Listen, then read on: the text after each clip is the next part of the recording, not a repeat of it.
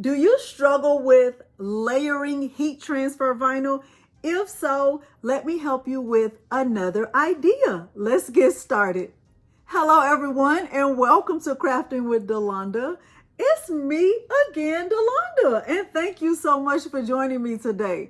Now, if you are one of the Cricut experts who was able to follow this tutorial or even this tutorial, you know how hard it was to not only weed the vinyl, but get it lined up. Well, if you are in your sublimation era, this tutorial may be helpful for you. Now, I'm not demonstrating how to do this one or even this one. However, I will leave the links to these tutorials below the video.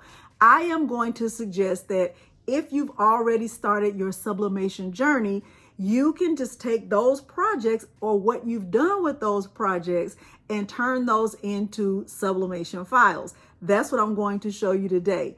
At the end of this video, if you find this process helpful, please remember to like the video, subscribe to my channel, and turn on the bell for notifications because I do upload new content every single week. Now, without further ado, let's look at the materials and dive right in to Cricut Design Space. Let's get started.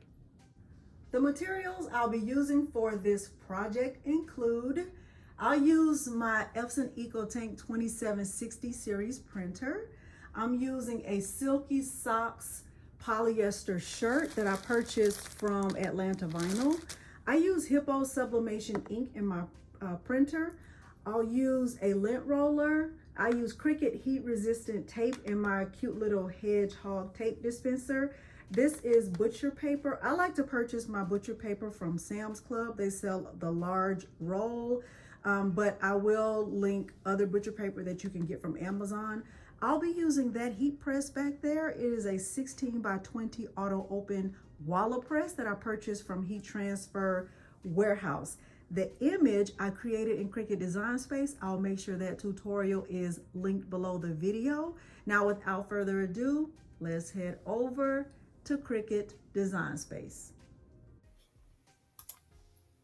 I am in Cricut Design Space, and the first thing I've already done is open up the previous image that I plan to change to a sublimated image. What I've done before I got here though is I did find the hex codes for the school that I attended. I attended Texas Southern University, and what I wanted to do was change this red to maroon that matched the university's colors and the gray to match the university's colors also. What I also know is that I don't want tigers to be in white because my shirt is white, and I also don't want these laces to be white. So what I've done, what I'm going to do first is click right here on this red layer. I can tell that I've only selected the red layer by looking over here in my layers panel. What I'm going to do is come up here to this top menu, click on the color, and click on this plus symbol for advanced. The color for the maroon that I plan to use, the hex code is 7C183E. Now, I did not delete the hashtag that's already there, or the number symbol or the pound symbol or whatever you call it. It was already there. Make sure you keep it there. Then I'm going to click enter, and you can see that the red is now maroon. What I'm going to do is change the color of the gray. I can look over here and see that I only have the gray selected. I'm coming back over here and I'm going to type in the hex code for the gray that matches Texas Southern University. So I'm going to click on 9DA6AB and I'll click enter. Now, because the color is white, let me go ahead and change the color of first I'll need to detach this layer because I can look over here in my layers panel and see that tigers and the laces are attached. Let's detach this and let's change tigers first. Okay, so let's go right here and click on this color white And I want to, if I look right here, these colors at the top are the colors that I've already used basically. And I want the color of the word tigers to be the maroon to match right here. This is perfect. And for the laces, I'm actually just going to change those to gray, the gray that I've already used. So I'm clicking on the layer of the laces. I'm going to go back up here to this panel and change it to this gray. But I'm also going to add an offset to the laces. So now with the laces selected, I'm going to come up here to offset, and the automatic offset or the default offset is 0.25. I'm changing that to 0.1. Let's see what 0.111 looks like. I'll click apply. Okay, I think that's pretty good. Let's make it a little bit bigger to 0.13. I think that looks better. Okay, I'll click apply. That looks great. Now I can keep it like this with this black offset, or I can go back and use that maroon again. I want to do that.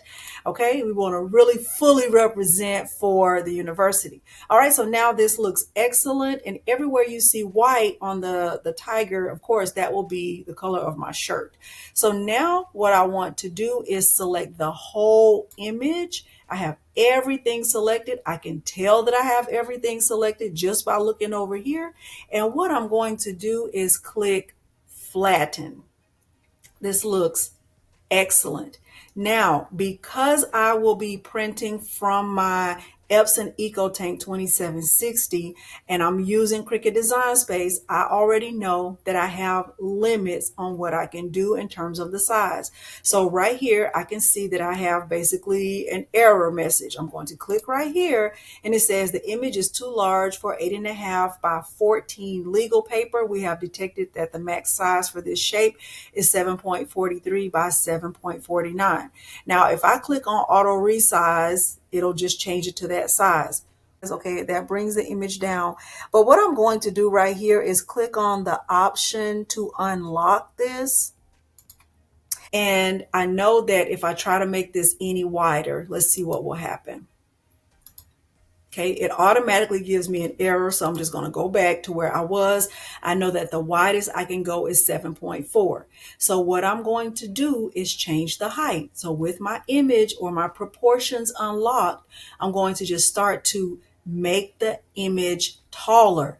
And it won't impact the tiger so much because remember, I made the tiger's face wider. So I'm going to click right here on up, up, up, up. And I'm just going to keep going until I see an error or until the tiger's face starts to just look weird. And I don't want that. Okay, so right now I'm at 8.8. This still looks great. Okay, we're at 9.2. Now it's starting to look a little thin. The tiger is on the hungry side, and I don't really want him to be hungry like that. So let's go down to like 9.5. I think 9.5 is actually fair. Now, if I really wanted to be technical or make the tiger's face wider, of course, I can break this image up and make the tiger as wide as I want to. Or, I could, just play around with the pieces. I don't want to do that. I'm going to just keep it just like this. So my image is 7.4 in width by 9.5 in height. Of course, if I wanted to keep going, I could, but I don't want to. Even though I was starting to dislike the image, I wanted to go through with the project because maybe I would like it once it was time to press. So I went through with getting the image printed, making sure it was mirrored, doing a print preview, all the things that you do when you're going through the sublimation process. I printed the image from my sublimation printer. I let my image sit under the heat press for a minute or so. I tried to see how this thin image would look on a medium shirt, and I just didn't like it. So I went back into Cricut Design Space. Now we're back in Cricut Design Space and it's looking even thinner than it did before. So what I decided to do was unflatten the image and just work with 1/2 of the image, which was the face with the layers, and make it as wide as I wanted it to be. I decided that the right side would be 4.5 by 9.5. And I just decided that I would do the same thing on the left side. So the tigers and the laces would also need to be 4.5 by 9.5. When I started to look at it, it kind of looked like the tigers and the laces were a little bit taller. So I made sure that the full image was aligned. And I thought it looked great at this size. But what I really started to do was just put the whole image together and resize it at one time. What I ended up doing was making sure that I had both sides, or really both halves, selected, and I started to stretch it out. And then eventually I just went up to the top panel and resized the width of my image with the proportions locked. I resized the width to right at 10.5, and that made the height right at 11. And I thought it looked great like this. So now it was time for me to get my image printed. And because I'm not using my Cricut, this was working out fine. Remember, my paper is 8.5 by 14. I sent this back to my Epson EcoTank sublimation printer with the add bleed on. I did use the system dialog. I went into my printer settings. I selected the 8.5 by 14 with the image mirrored. I got the image printed out, both parts of it, and I did the same thing that I did the first time, which is to let the image sit under the heat press for about a minute or so. I got my shirt. This is a Silky Socks large shirt, and I did it the same way that I always do. The first thing I do is I lint roll, especially if I'm using white. Can't say that I do it with the other fabrics, but definitely do it when I'm using white. Then I put a piece of butcher paper on top of the image, and I did a quick 10-second pre-press to remove any moisture and to preheat the shirt. So just 10 seconds, 385 degrees was my temperature for this part. After that 10-second pre-press, I take that same piece of butcher paper and I put it inside the shirt to make sure that none of the ink bleeds through from the front of the shirt to the back. And then I got my images. I know I needed to cut off the registration lines, and so I used my scissors to do that.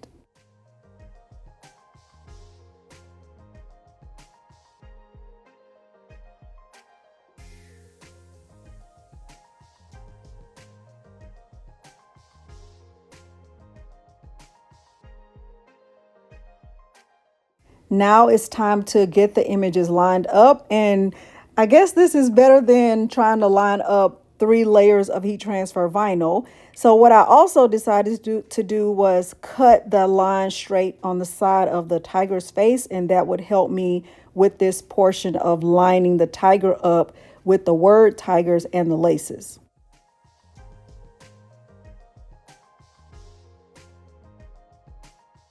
Now that I have a straight side on the left, I used 2 pieces of Cricut heat resistant tape on the back of the tiger side. And once I had the left side, which was the face, in the place where I wanted it to be, all I needed to do was just press it down so that my image would be lined up appropriately.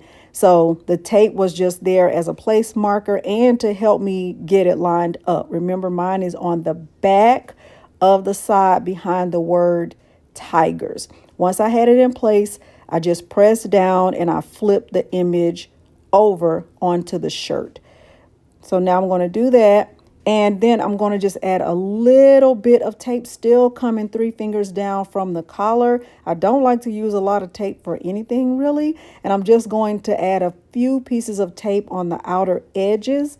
Once I have the tape in place, I will put a piece of butcher paper on top and I will press my image at 385 degrees for 45 seconds.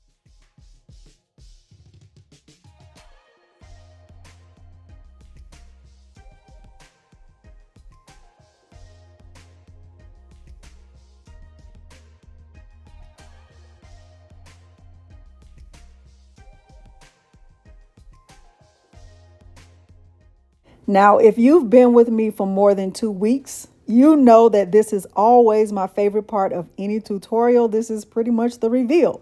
So I'm peeling the paper back and I'm just going to go ahead and tell you that I love it. I love it. I love it. And this camera just does not do it any justice. So there's the maroon and gray tiger that is sublimated. I still love the first one, but I love this one even more. If you have found this process helpful and you plan to do this, please leave me a bouquet of flowers down below.